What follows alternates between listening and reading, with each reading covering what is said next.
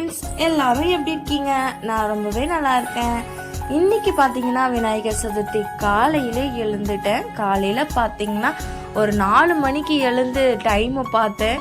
Time பார்த்துட்டு phone எடுத்து பார்த்துட்டு மறுபடியும் படுத்துட்டேன். அப்புறம் பார்த்தீங்கன்னா ஒரு 5 மணி பார்த்தேன், மறுபடியும் படுத்துட்டு அப்புறம் 5:30 மணிக்காக தான் எழுந்தேன். 5:30 மணிக்காக எழுந்து வீட்டெல்லாம் பெருக்கிட்டு போட்டு விட்டுட்டேன். நீங்கள் இன்னைக்கு விநாயகர் சதுர்த்திக்கு என்னெல்லாம் பண்ணீங்க அப்படின்னு சொல்லிட்டு மறக்காமல் கமெண்ட் பண்ணுங்க. வீடியோவை முழுசாக பாருங்கள், ஸ்கிப் பண்ணாமல் பாருங்கள். நான் இன்னைக்கு விநாயகருக்கு என்னென்னலாம் செஞ்சேன் அப்படின்னா உங்கள் கூட ஷேர் பண்ணிக்க போகிறேன். வீடியோ பிடிச்சிருந்தா மறக்காமல் சேனலை சப்ஸ்கிரைப் பண்ணிக்கோங்க, லைக் பண்ணுங்கள். இன்றைக்கி நம்ம பொங்கல், கொழுக்கட்டை, வடை, பாயசம்லாம் செய்யலாம் தான் பிளானு. ஆனால் பார்த்தீங்கன்னா டைம் எனக்கு பத்தலை. நான் கொஞ்சம் சீக்கிரமாக எழுந்திருக்கலாம், லேட்டாக எழுந்துட்டேன். அப்படி இன்னும் 9 மணிக்குள்ளே சாமி படிக்கிறோம் அப்படின்னு சொல்லிட்டு அனௌன்ஸ் பண்ணியிருந்தாங்க ஸ்பீக்கரில்.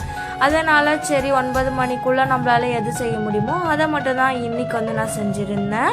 பசிப்பருப்பெல்லாம் ஊற வச்சுட்டேன். பொங்கலுக்கும் கொழுக்கட்டைக்கும் சேர்த்து ஊற வச்சுட்டு கொஞ்சோண்டு பொங்கலுக்கு போட்டு வேக வச்சு பொங்கல் ரெடி பண்ணிட்டேன்.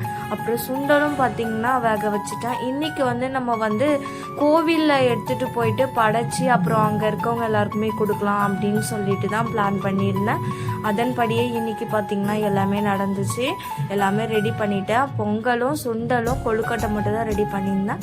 ரவா கொழுக்கட்டை தான் இன்றைக்கி நான் ரெடி பண்ணியிருந்தேன். ரவா கொழுக்கட்டை பார்த்தீங்கன்னா ஷார்ட்ஸில் 1 டைம் போட்டிருந்தேன். ஷார்ட்ஸில் போய் பாருங்கள், அதே மெத்தடில் தான் செஞ்சுருக்கேன். கரெக்டாக பார்த்தீங்கன்னா ரவா கொழுக்கட்டை செய்யும் போது தான் ஃபோன் சார்ஜ் இல்லாமல் சுவிட்ச் ஆஃப் ஆகிடுச்சு.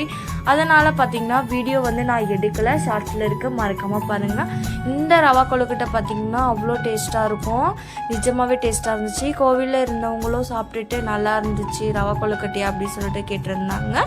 இன்றைக்கி எல்லாமே நல்லாவே டேஸ்ட்டாக தான் செஞ்சுருந்தேன். எனக்குமே ரொம்பவே பாத்திரம்லாம் தேய்ச்சி முடிச்சுட்டு வீடெல்லாம் போட்டு முடிச்சுட்டு குளிச்சுட்டு வந்துடலாம் அப்படின்னு சொல்லிட்டு குளிச்சுட்டு வந்துட்டு அதோட கிச்சன் உள்ள நுழைஞ்சாச்சு. கிச்சன் உள்ள நுழைஞ்சதுமே ஃபஸ்ட்டு பார்த்தீங்கன்னா சுண்டல் தான் வேக வச்சுருந்தேன். என்கிட்ட பார்த்தீங்கன்னா சின்ன குக்கர் தான் இருந்துச்சு, அதனால் 2 டைம் போட வேண்டியதாயிடுச்சு. பெரிய குக்கர் இருந்துச்சு, நான் தான் கேக்கு செய்கிறேன் அது செய்கிறேன் சொல்லிட்டு பெரிய குக்கர் வேஸ்ட் பண்ணிட்டேன்.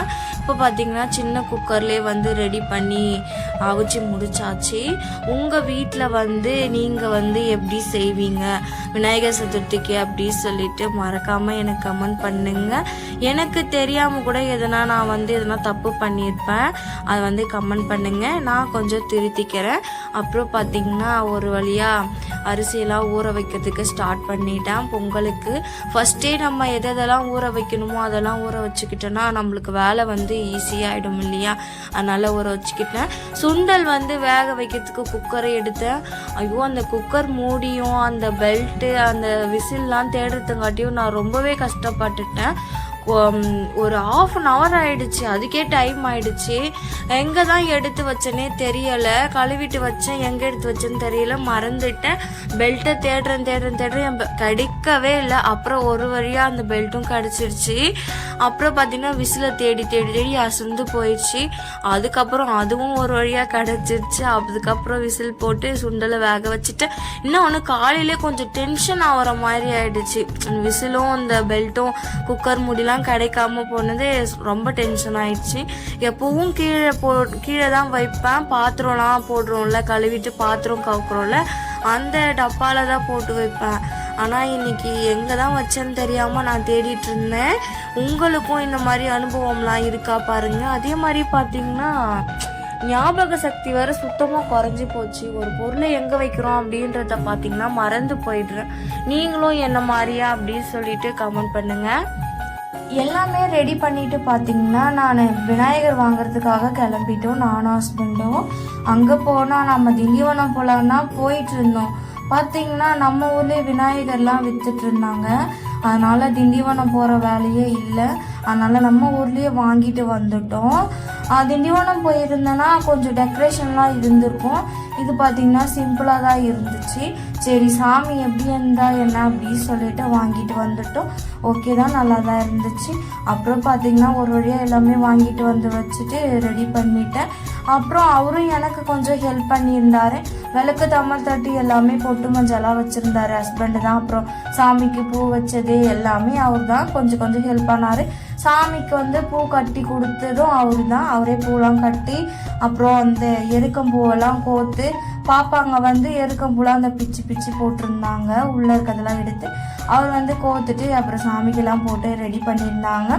கொஞ்சம் ஹெல்ப்பு சாமிக்கிட்ட அந்த ரெடி பண்ணுற வேலைலாம் நான் செய்யவே இல்லை, எல்லாமே ஹஸ்பண்ட் தான் செஞ்சுருந்தாரு. அது வரைக்கும் ரொம்பவே சந்தோஷம். அதுக்கப்புறம் பார்த்தீங்கன்னா உங்கள் வீட்டில் இந்த மாதிரிலாம் ஹெல்ப் பண்ணுவாங்களா அப்படின்னு சொல்லிட்டு கமெண்ட் பண்ணுங்க. வீட்டில் சாமி எல்லாமே ரெடி பண்ணி வச்சுட்டு கோவிலுக்கு பார்த்திங்கன்னா சுண்டல் கொழுக்கட்டை பொங்கல் எல்லாமே எடுத்துகிட்டு போயிட்டு படைக்கிறதுக்கு போயிருந்தோம். அப்புறம் பார்த்திங்கன்னா ஒரு 10:30 மணிக்கெலாம் கரெக்டாக சாமிக்கு வந்து படைச்சி முடிச்சிட்டோம். சாமிக்கு அங்கே படைச்சி முடிச்சுட்டு எல்லா பிரசாதமும் கொடுத்துட்டு வீட்டுக்கு வந்து படைச்சிட்டோம். வீட்டில் வந்து படைச்சிட்டு சாப்பிட்டுட்டு அதோட என்ன வேலை, படுத்து தூங்குற வேலை தான். அப்படியே படுத்து தூங்கியாச்சு, படுத்தாச்சு. அதுக்கப்புறம் கொஞ்ச நேரம் ஃபோன் பார்த்துட்டு இருந்தேன். அதுக்கப்புறம் பார்த்திங்கன்னா நம்ம நைட்டு பார்த்திங்கன்னா சாமி வந்து ஊர்வலம் வரும், அதெல்லாம் வீடியோ எடுத்து வச்சுருக்கேன். உங்கள் ஊர்லேயும் விநாயகர் சதுர்த்திக்கு இந்த அளவுக்கு பண்ணுவாங்களா அப்படின்னு சொல்லிட்டு கமெண்ட் பண்ணுங்கள். ஏன்னா எங்கள் அம்மா ஊர்லலாம் நான் அங்கே இருந்த வரைக்கும் விநாயகர் சதுர்த்திலாம் இந்த மாதிரி பண்ணது கிடையாது. இங்கே பார்த்திங்கன்னா நல்லா கிராண்டாக பண்ணாங்க. நான் கல்யாணம் பண்ணி முதலேருந்து நல்லாவே பண்ணிகிட்ருக்காங்க. இங்கே வந்து அதிகமாக வந்து திருவிழாலாம் பண்ண மாட்டாங்க. கிராமத்தில் பார்த்திங்கன்னா நிறைய திருவிழா பண்ணுவாங்க இல்லையா, அதனால் விநாயகர் சதுர்த்தி பார்த்திங்கன்னா அந்த அளவுக்கு பெருசாக பண்ணுறது கிடையாது. விசேஷ டைம்னாலே வேலை வந்து அதிகமாக இருக்கும். நம்ம வந்து டயர்ட் ஆகுற வரைக்கும் வேலை இருக்கும், ரொம்ப கஷ்டமாக தான் இருக்கும். ஆனால் அதை செஞ்சு முடிச்சுட்டு அப்பாடான்னு படுக்கும்போது தான் நிம்மதியாகவே இருக்கும்.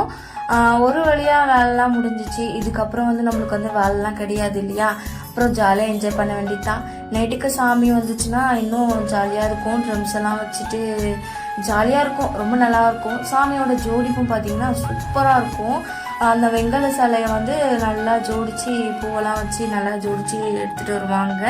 அந்த வீடியோ கூட எடுத்து வச்சுருக்கேன். இந்த வீடியோவில் வந்து லாஸ்ட்டாக பின் பண்ணியிருக்கேன், எல்லாமே பாருங்கள். மறக்காமல் வந்து வீடியோ பிடிச்சிருந்தா சப்ஸ்கிரைப் பண்ணிவிடுங்க, எனக்கும் கொஞ்சம் ஒரு மோட்டிவேட்டாக இருக்கும். சப்ஸ்கிரைப் பண்ணாமல் பார்க்காதீங்க. என் பேர் பார்த்திங்கன்னா அர்ச்சனா. என்னை பற்றி உங்களுக்கு கொஞ்சம் தெரியணும், நான் வந்து என்ன பண்ணுறேன் அப்படின்னு சொல்லிட்டு தெரிஞ்சுக்கணுன்னா மறக்காமல் வந்து எனக்கு கமெண்ட் பண்ணுங்கள். உங்கள் கூட நான் வந்து ஷேர் பண்ணிக்கிறேன். நான் வந்து இவ்வளோ வேலையும் செய்யும்போது பார்த்திங்கன்னா பாப்பா வந்து என்னை வந்து டிஸ்டர்ப் பண்ணலை, அது வரைக்கும் இன்னும் சந்தோஷம். ஆனால் நடுவில் வந்து குளிக்க வைக்க சொல்லி ரொம்பவே ஆர்ப்பாட்டம் பண்ணிட்டு இருந்தாளுங்க 2 பேருமே.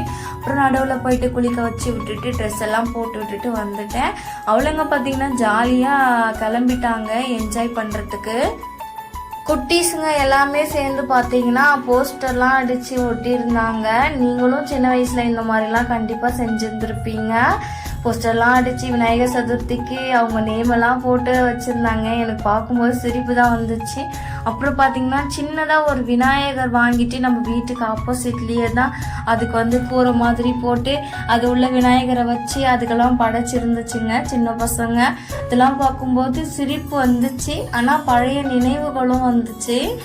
ரொம்பவே ஹாப்பி. யாரெல்லாம் இந்த மாதிரிலாம் சின்ன வயசில் வந்து காசெல்லாம் கலெக்ட் பண்ணிட்டு பண்ணீங்க அப்படின்னு சொல்லிட்டு கமெண்ட் பண்ணுங்க. இந்த போஸ்டர் அடிக்கிறது அப்படின்றது ரொம்பவே ஜாலியாக இருக்குது, சிரிப்பாக இருக்குது. ஏன்னா என் தம்பிலாம் சின்ன வயசில் வந்து அந்த மாதிரி பண்ணியிருக்கான், அந்த போஸ்டர்லாம் அடித்து ஒட்டியிருக்காங்க. அதெல்லாம் பார்க்கும்போது ரொம்பவே ஹாப்பியாக இருக்குது. அதுக்கப்புறம் பார்த்திங்கன்னா அந்த போஸ்டரில் பார்த்தீங்கன்னா பிரிவு அமௌண்ட்டு பார்த்தீங்கன்னா 10 ரூபா போட்டிருந்தாங்க. அதுதான் இன்னொரு 2 பார்த்தோன்னே சிரிப்பு வந்துடுச்சு. அதுக்கப்புறம் உண்டியெல்லாம் எடுத்துகிட்டு வந்து கலெக்ஷன் பண்ணிட்டு இருந்தாங்க பசங்க. நான் பார்த்தீங்கன்னா 20 ருபீஸ் போட்டிருந்தேன் உண்டியலில். நீங்களும் இந்த மாதிரிலாம் போட்டிருக்கீங்களா அப்படின்னு சொல்லிட்டு கமெண்ட் பண்ணுங்கள். உங்கள் வீட்டு பிள்ளைகள் இப்படிலாம் இருப்பாங்களா அப்படின்னு சொல்லிட்டு கமெண்ட் பண்ணுங்கள்.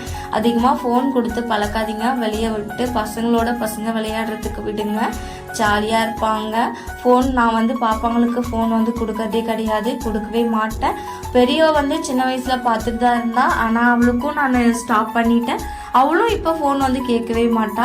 சின்னவர் தான் கொஞ்சம் வந்து அடம் பிடிப்பார், ஆனால் அவருக்கும் நான் வந்து கொடுக்கறதே கிடையாது. இப்போ ஸ்கூலுக்கும் போக ஆரம்பிச்சிட்டாங்க. ஃபோனுன்றதே கிடையாது. வெளியே போயிட்டு பசங்க கூட தான் ஜாலியாக விளையாடுவாங்க. அதுதான் அவங்களுக்கும் பார்த்தீங்கன்னா நல்லது.